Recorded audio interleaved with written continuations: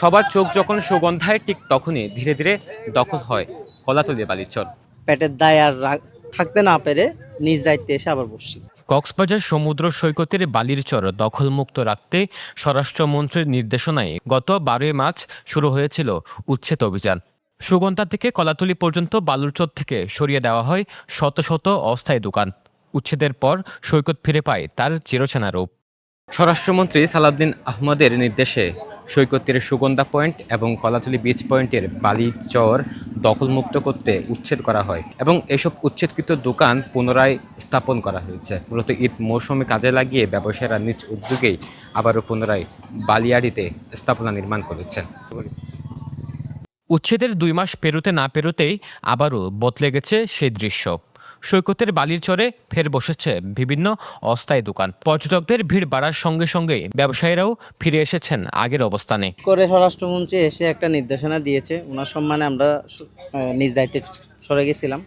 আমাদেরকে কথা দিছিল ওনারা পুনর্বাসন দিবে, কিন্তু আদৌ পুনর্বাসন ওনারা জায়গা নাই বা কেন দিতে পারতেছেন আমরা জানি না, দিতে পারেনি। তো আমরা পেটের দায় আর থাকতে না পেরে নিজ দায়িত্বে এসে আবার বসছি। আমরা বসছি আজকে না হলে 10-20 দিন হবে আর কি। জানি না, আমরা তো সব এগুলো কিস্তির আন্ডারে মানে টাকা নিছি, তাহলে আমরা একটা ফ্যাট আছে, ফ্যামিলি আছে, কিস্তিগুলো কিভাবে আমরা চালাবো সরকার থেকে এটা বুঝতে হবে। কিন্তু এখানে যতগুলো দোকানদারি করতে সবার থেকে কিস্তি ঋণ আছে, অর্থাৎ আমার থেকে 5 লাখ টাকা আছে, তাহলে 8জনের থেকে 6 লাখ টাকা স্যার। ঈদের আগে একজন মারা গেছিলো, দোকান যখন এখান থেকে তুলে দিয়েছিল তখন ও স্ট্রোক করে মারা গেছে, ওর থেকে 7 লাখ টাকা ঋণ ছিল। উচ্ছেদ অভিযানের সময় ক্ষতিগ্রস্ত ব্যবসায়ীদের পুনর্বাসন ও বিকল্প কর্মসংস্থানের আশ্বাস দেয় সরকার। তবে এখন পর্যন্ত স্থায়ী কোনো ব্যবস্থা না হওয়ায় জীবিকার তাগিদে আবারও সৈকতে ব্যবসা করছেন অনেকেই। ভাই আমাদের এছাড়া কোনো গতি নেই, আমাদের কিছু লোন আছে। আমরা যদি এখানে ব্যবসা করতে না পারি তাহলে আমাদের লোনগুলো কে দিবে ভাই? আমাদের বাচ্চা ছেলে মেয়ে আছে, আমরা লেখাপড়া করার জন্য তো আমাদের টাকা পয়সা নাই। তা আমরা যদি কিছুটা ঈদের উপলক্ষে দোকান বসাইছি, আমি কাউরে বলি নাই, কিন্তু আমরা নিজেরা বসাইছি। এটাই আমাদের হলেও একটা জিনিস, আমাদের লোন, ছেলে মেয়ে, পরিবার সহ আছে। মনে হয় আমরা কি করব, এছাড়া তো ব্যবসা এগুলাই শিখছে, এছাড়া কিছু করার নাই ভাই। আমাদেরকে যদি সরকারে যদি বলছে আমাদেরকে পুনর্বাসন করবে বলে, তো আমাদেরকে যদি কোনো একটা স্থাপনা দিয়ে দিত, আর এত কিছু করার দরকার ছিল না ভাই। আমরা মনে করেন আমাদের অনেক ঋণ আছে, অনেক টাকা ঋণ নিয়েছি, এগুলা পরিশোধ করার জন্য ব্যবসা নিয়ে আবার করছি আর কি। ব্যবস্থা নেই আসলে, আমরা আবারও নতুন করে আবারও বলছি আর কি, কাউকে কিছু দিই নাই, নতুন করে আবার বলছি। আমরা ছোটোবেলা থেকে ব্যবসা করি, নির্দিষ্ট কোনো জায়গা দেন তাহলে আমরা ওইখানে যেয়ে বসবো, যাতে ভালো ব্যবসা করতে পারি ওই জায়গায় দিয়ে যদি বলেন ওইখানে বসবো আর কি।